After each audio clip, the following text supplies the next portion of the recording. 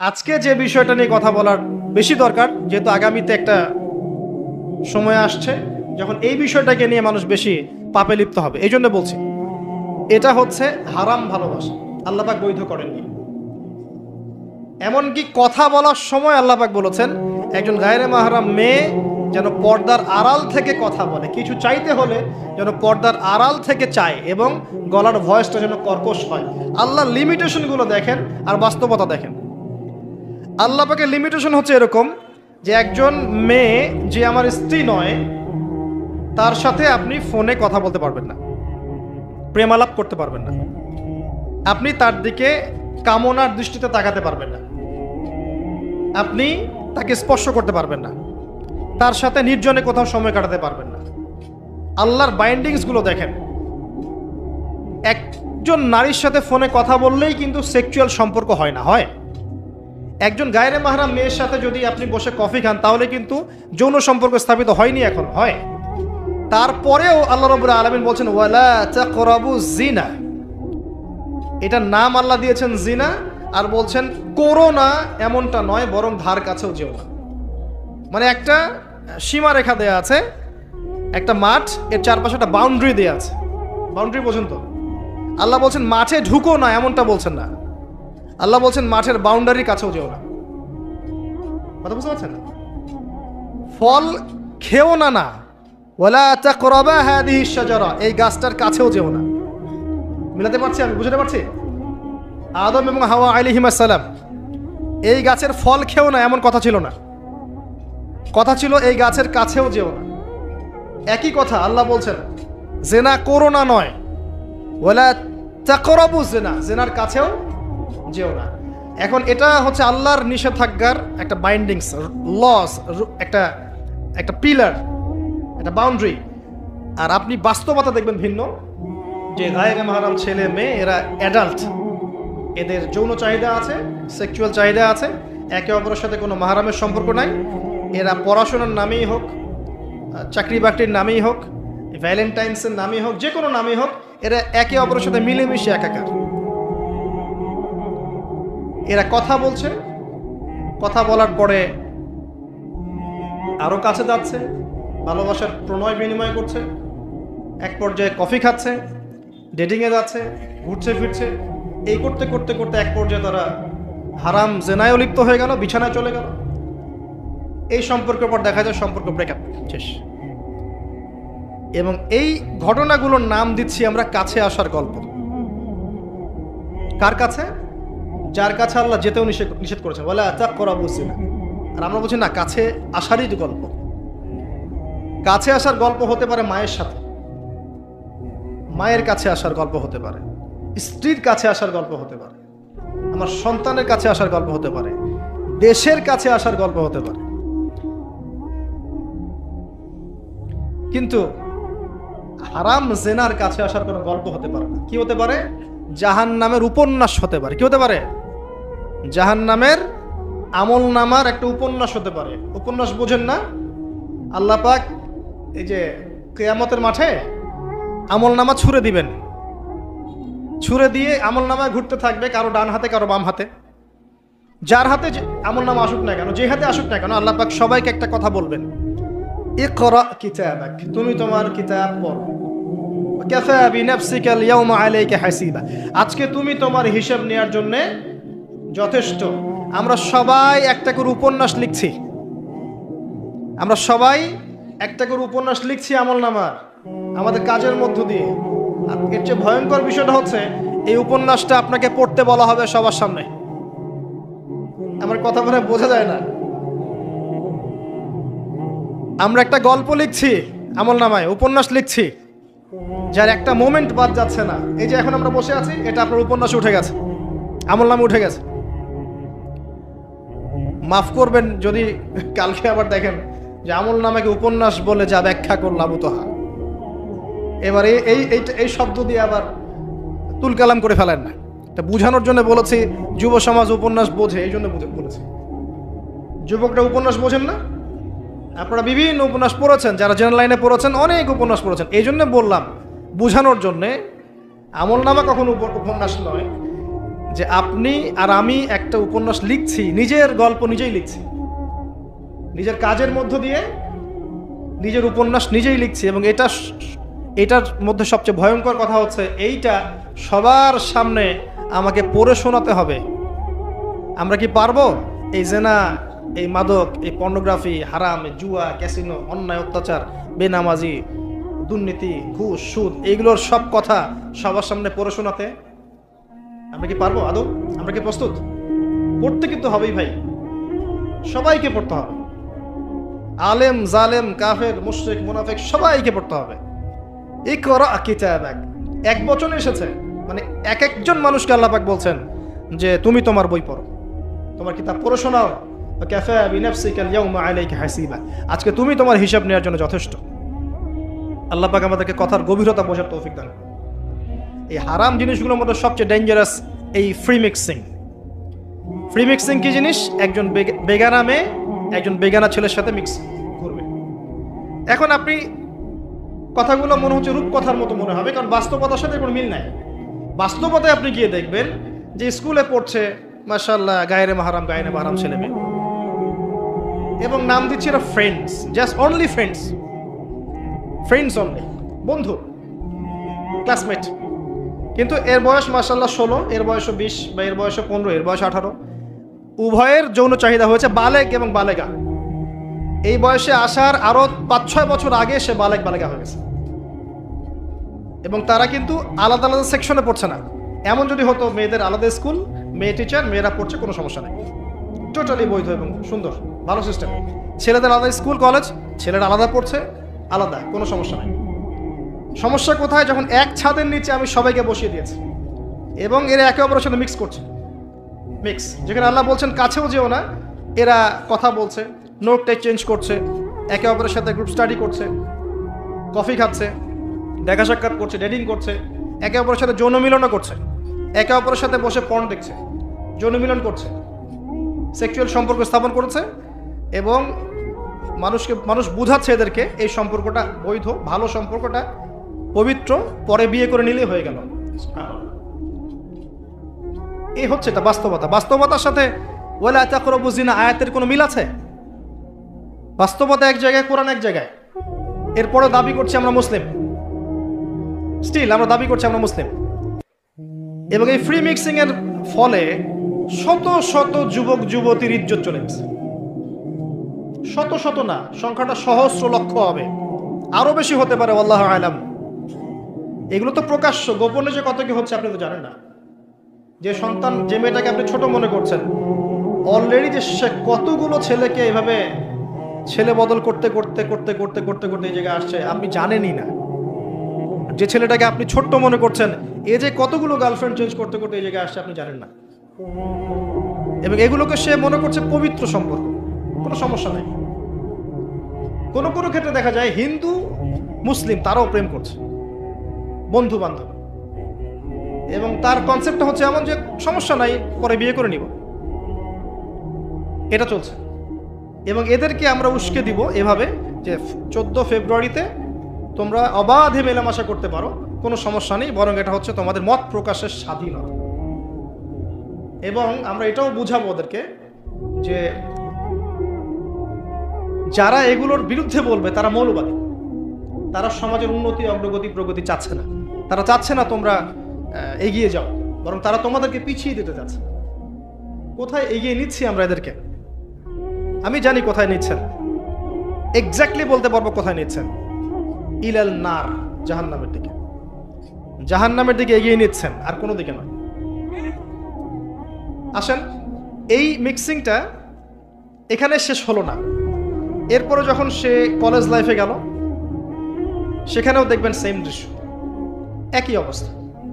দেখা যায় কলেজে মাঝে মাঝে আন্দোলন হয় না? আন্দোলনে দেখবেন যে ছেলে মেয়ে একসাথে, ছেলের কাঁধে মেয়ের কোলের মধ্যে ছেলে মাথা দিয়ে স্লোগান দিচ্ছে, মনে হচ্ছে যেন স্ত্রী। সুবহানাল্লাহ। হ্যাঁ, দেখবেন বিভিন্ন আন্দোলনের সময় দেখবেন কলেজ বিশ্ববিদ্যালয়গুলোতে, আমরা তো পড়েছি, আমরা তো বলতে পারবো, আন্দোলন হচ্ছে, বান্ধবী বসে আছে, বান্ধবীর কোলে মাথা দিয়ে বন্ধু, মনে হচ্ছে যেন স্ত্রী না পাবলিক প্রপার্টি, আল্লাহ ভালো জানে। পাবলিক প্রপার্টি, যে কেউ ভোগ করতে পারে। এটা কলেজে শেষ থাকলো না, ইভেন স্কুল কলেজের মধ্যে দেখবেন যে আপনি টিচার একজন পড়াচ্ছেন, পুরুষ টিচার, এর চারপাশে মেয়েরা গোল করে বসে আছে ব্যাচ, পুরুষ টিচার মেয়েদের ব্যাচ পড়াচ্ছেন, মেয়েরা সবাই তার গায়ের মাহরাম। দর্শনটা এখানে এরকম না, এরা তো আমার মেয়ের মতো, এরা তো আমার মেয়ের মতো, জাস্ট এইভাবে, তুমি তো আমার মেয়ের বয়স। কথা বুঝতে পারছেন? তুমি তো আমার মামনির মতো, আর ওই মেয়েকে বোঝানো হচ্ছে টিচার তোমার বাবার মতো।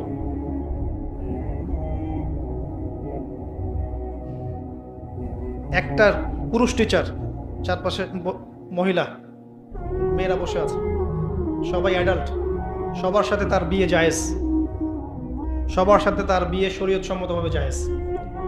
তারপরে একটা ফিলোসফি দর্শন ঢুকিয়ে দিয়ে তুমি তোমার মেয়ের মতো, অহরহ মেয়েদের ইজ্জত হারাচ্ছে, অহরহ। আপনারা সেকুলার পত্রিকাগুলো এবং মিডিয়াগুলো ঘাঁটতে থাকেন, দেখেন কি পরিমাণে ছাত্রীদেরকে টিজিংটা বেড়েছে, কি পরিমাণে বেড়েছে। এমন অনেক ছাত্রী আছে, আমি বিভিন্ন রাষ্ট্রের নিউজ দেখি, যে টিচাররা, একটা স্কুলের টিচাররা মিলে প্রাইমারি স্কুল থেকে শুরু করে হাই স্কুল পর্যন্ত অসংখ্য ছাত্রীকে রেপ করেছে, ভিডিও ধারণ করেছে, এখানে মহিলা টিচাররা ইনভলভ ছিলেন, এমন নিউজ এসেছে। এবং অ্যাসিড দিয়ে মুখ ঝলসে দেওয়ার ভয় দেখিয়ে কাজ করা হয়েছে দীর্ঘদিন ধরে, ভয়ে মেয়েরা কিছু বলতে পারে নাই। আবার সেদিন একটা রেপিস্টের ক্রাইম দেখলাম, র্যাব ধরেছে, র্যাবের অফিসার যিনি ব্রিফ করছেন তিনিও অবাক, যে আমরা অবাক হয়ে গেছি এর ঘটনা দেখে। সে রেপিস্ট কিন্তু মুসলিম না, ভাগ্যিস সে অন্য ধর্মের না, যদি মুসলিম হতো তাহলে এটা নিয়ে আবার প্রচারণা শুরু হয়ে যেত। আমি তার ধর্মের নাম বলবো না, আমি জানি তার ধর্ম এটা শিক্ষা দেয় না, যেভাবে ইসলাম এটা শিক্ষা দেয় না, অন্য ধর্ম এটা শিক্ষা দেয় না। সে কি করেছে, রেপ করার পরে মেয়ে যেন গর্ভবতী না হয়, সে সেভাবে তার শারীরিক একটা মানে মেডিকেল ট্রিটমেন্ট করিয়েছে। আমি জানি না, আসলে আমি এইসব বিষয়ে খুব একটা ভালো জানি না। এমন কিছু পদ্ধতি এখন নাকি বের হয়েছে যে যৌন সম্পর্ক স্থাপন করলেও কনসেপ্ট করবে না, ছেলে তার মধ্যে সেটা করিয়েছে, যাতে সে গণহারে রেপ করতে পারে, একটার পর একটা, কেউ প্রেগনেন্ট না হয়। র্যাবের অফিসার ব্রিফ করছেন, দেখেন ভিডিও, ফ্রি মিক্সিং। যেখানে যাবেন, কলেজে আপনি যাবেন, আবার দেখবেন কখনো কখনো যে ছেলেদের ব্যাচ পড়াচ্ছে মহিলা টিচার, ছেলেদের ব্যাচ মহিলা টিচার। তুমি তোমার ছেলের মতো, আর তাকে শেখানো হচ্ছে যে সে তো তার মায়ের মতো। আবার আমাদের ঢাকা শহর অত্যাধুনিক যে প্রতিষ্ঠানগুলো আছে, সেখানে গিয়ে দেখবেন যে ফর্মাল ড্রেসে মিস ক্লাস নিচ্ছে, formal dress, shirt pant tie. বিভিন্ন জায়গায় গিয়ে দেখবেন মহিলারা এভাবে শার্ট প্যান্ট গেঞ্জি জিন্স পরে ঘুরে বেড়াচ্ছে, শপিং মলসে, এয়ারপোর্টে, ওইখানে এইখানে সব জায়গায় চারপাশে। এটা তো ফ্রি মিক্সিংয়ের সাথে আরেকটা পাপ হলো কি, নবী সাল্লাল্লাহু আলাইহি ওয়াসাল্লাম বলেছিলেন যে শেষ জামানে এক শ্রেণী মেয়ে বের হবে যারা কাপড় পরেও নগ্ন থাকবে। এরা সেই ক্যাটাগরি যাদের ব্যাপারে আল্লাহ রাসূল বলেছেন তারা জান্নাতে যাবেও না, জান্নাতের গন্ধ পাবে না। শুধু ফ্রি মিক্সিংটাই সমস্যা না, এবং এটা শুধু স্কুল এবং কলেজে সীমাবদ্ধ নেই, চাকরির ক্ষেত্রেও দেখবেন সেই অফিসের বসের হাতে অনেক মেয়ে নির্যাতিত হয়েছে, বেতন বেশি দেওয়ার কথা বলে, প্রমোশন দেওয়ার কথা বলে। আর মেয়েরা তো একটু অবলা জাতি হয়, একটু অবলা হয়, তাদের একটু মায়া মহব্বত বেশি থাকে, ইমোশনটা বেশি থাকে, তারা খুব বেশি কনভিন্স হয়ে যেতে পারে। ভালো স্বপ্ন দেখিয়ে, রঙিন রঙিন স্বপ্ন দেখিয়ে তাদের কত মানুষ ইজ্জত নষ্ট করে ফেলেছে আল্লাহ ভালো জানে। এরপরেও দেখবেন, এই সমস্যার পরেও দেখবেন তার উপরে আবার আছে পর্নোগ্রাফি। মানে মানুষ রাতের বেলা শুয়ে শুয়ে নগ্ন মুভিজ দেখছে আর দেখছে, দেখছে আর দেখছে। এটাকে উপরের লেভেল থেকে বন্ধ করার কোনো প্রয়াস নেওয়া হয়নি এখন পর্যন্ত। এমন অনেক কান্ট্রি আছে এই বিশ্বের মধ্যে যারা কিন্তু ইন্টারনেট সেকশনটাকে নিয়ন্ত্রণ করে। সব সাইট আমার দেশে চলতে পারবে না। ইভেন আমরা যে হারে ফেসবুক চালাই, চাইনিজরা কিন্তু এভাবে চালায় না, ওদের সামাজিক যোগাযোগ আলাদা মাধ্যম আছে।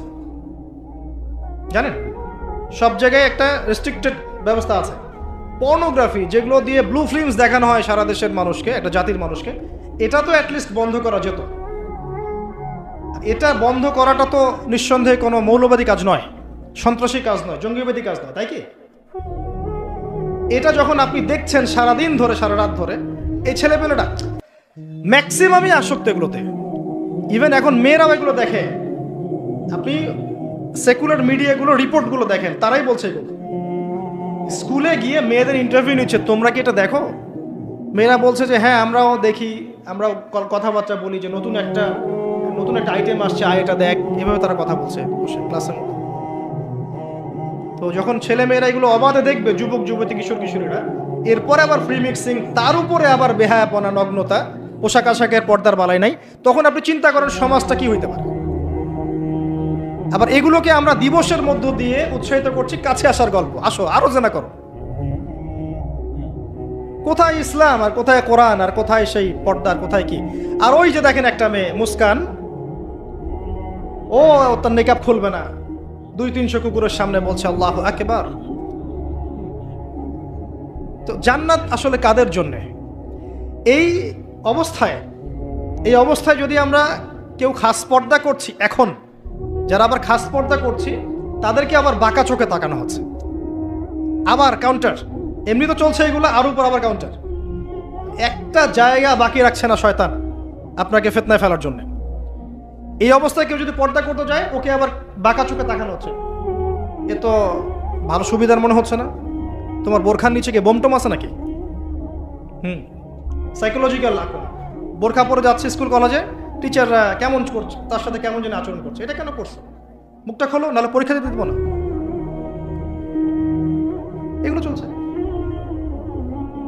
এরপরেও আরো আছে বিভিন্ন beauty contest, media, movies, cinema, এইসবের মধ্য দিয়ে ঘরে ঘরে ঢুকিয়ে দিয়েছি যে এই ফ্রি মিক্সিং, বেহায়াপনা, নগ্নতা, এটাই প্রগতি, এটাই উন্নতি, এটা অগ্রগতি। ইভেন আমাদের ছোট ছোট বাচ্চারা এগুলো দেখে দেখেই বড় হচ্ছে। এখন জানি না ওরা আবার কোন জেনারেশন হয়ে আল্লাহ ভালো। এর উপরে এসেছে সেলফি এবং ছবি ভিডিওর একটা মানে বুদ্ধি প্রতিবন্ধী জেনারেশন। একটু হলেই সেলফিস, ফেসবুকে আপলোড, আবার টিকটক, আবার ইউটিউবিং, আবার নিজে নিজেই হাসে, নিজে নিজে ছবি তোলে। আর অনলাইনটা অ্যাভেলেবল হয়ে গিয়ে সবার হাতে হাতে স্মার্টফোন যখন গিয়েছে, তখন এগুলো আপলোডিংটা খুব বেশি হচ্ছে। আপলোডিং, আগে ঘটনা ঘটতো সবাই জানতে পারতো না, এখন ঘটলে সারা দুনিয়ার মানুষ এক মুহূর্তে জেনে ফেলে। তখন একটা খারাপ ভিডিও সবার হাতে হাতে, ঘরে ঘরে। এবার এই হারাম ভালোবাসা, এটা ভালোবাসা বলার অপরাধ হবে, এই হারাম প্রবৃত্তির এই নগ্ন দাসত্ব, এই দাসত্বটাকে ভালোবাসার নাম দিয়ে আল্লাহর নাজিলকৃত পবিত্র ভালোবাসাকে চ্যালেঞ্জ করা হয়েছে। এবং বিভিন্ন মানুষ, সমাজের বিভিন্ন শ্রেণীর মানুষকে এই হারামের দিকে ধাবিত করা হয়েছে, যাতে সবাই জান্নাতের কাছে না বরং জাহান্নামের কাছে আসতে পারে। এই হলো অবস্থা। এখন এই অবস্থায় আল্লাহ রাব্বুল আলামিন মুমিনদের জন্য সলিউশন দিয়েছেন সূরা নূরের মধ্যে। কুল লিল মুমিনিন ইয়াগুদ্দুনা মিন আবসারিহিম ওয়া ইয়াহফাযু ফুরুজাহুম। এটা পড়ে আছে আপনার কোরআন। মুমিন পুরুষদেরকে আপনি বলুন, হে নবী, তারা যেন চক্ষু নিচু রাখে এবং তাদের লজ্জাস্থানের হেফাজত করে। মুমিন নারীদেরকে আপনি বলুন যেন তারা তাদের লজ্জাস্থানের হেফাজত করে, চোখ নিচে রাখে, এবং তারা এই মানুষদের ছাড়া অন্য কারোর সামনে যেন না যায়, এবং জিনাত, হিজাব তারা যেন অবলম্বন করে। এটা আল্লাহর আদেশ। Only Quran, only hadith and only Islam can solve this problem. কোরআন, সুন্নাহ এবং ইসলাম ছাড়া কেউ এই সমস্যা সলভ করতে পারবে না। এখানকার সলিউশন এগুলা। প্রথমত তারবিয়াত দিতে হবে ছোট থেকেই, তার উপরে নিয়মিত ইমানের চর্চায় রাখতে হবে, তার উপরে ছেলে মেয়েদেরকে পর্দা বোঝাতে হবে, ছোট থেকেই মেয়েদেরকে পর্দায় রাখতে হবে। তারপরেও যদি বড় হয়ে এদের মধ্যে খারাপ চিন্তা আসে, চোখ নিচু করতে হবে। যেগুলো অশ্লীল সেগুলোর ধার কাছে যাওয়া যাবে না। দ্রুত এদের বিয়ের ব্যবস্থা করতে হবে যাতে ওরা পবিত্র লাইফ লিড করতে পারে। তারপরে দেখবেন আস্তে আস্তে কিছুটা হলেও, 100% না হলেও কিছুটা হলেও আপনি ফিতনা থেকে দূরে রাখতে পারবেন।